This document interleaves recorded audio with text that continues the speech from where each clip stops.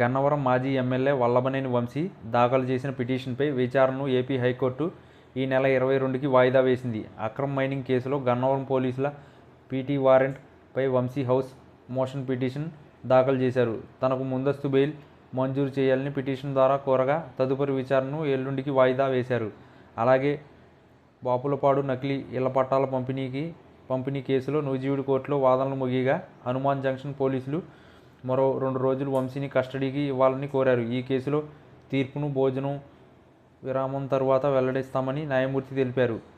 Gannavaram TDP కార్యాలయంపై 2023లో జరిగిన దాడి కేసులో సత్యవర్ధన్ కిడ్నాప్ కేసులో వంశీకి ఇటీవలే బెయిల్ మంజూరైన ఇళ్ల పట్టాల కేసులో రిమాండ్లో ఉన్న కారణంగా జైల్లోనే ఉండాల్సిన పరిస్థితి ఉంది. అక్రమ్ మైనింగ్ వ్యవహారంలో గన్నవరం పోలీసులు తమపై నమోదు చేసిన కేసులో ముందస్తు బెయిల్ మంజూరు చేయాలని మాజీ ఎమ్మెల్యే వల్లభనేని వంశీమోహన్ సోమవారం హౌస్ మోషన్ పిటిషన్ దాఖలు చేశారు. ఈ మేరకు పిటిషన్పై విచారణకు కోర్టు ఇవాళకి వాయిదా వేసింది. అయితే వైసీపీ సర్కార్ హయాంలో విజయవాడ రూరల్ బాపులపాడు గన్నవరం మండలం పరిధిలో వంశీతో పాటు అతడి అనుచరులు అక్రమ్ మైనింగ్తో రూ. 195 కోట్లు ప్రభుత్వ ధనాన్ని లూటీ చేశారని విజిలెన్స్ అండ్ ఎన్ఫోర్స్మెంట్ డిపార్ట్మెంట్ విచారణలో వెల్లడైంది.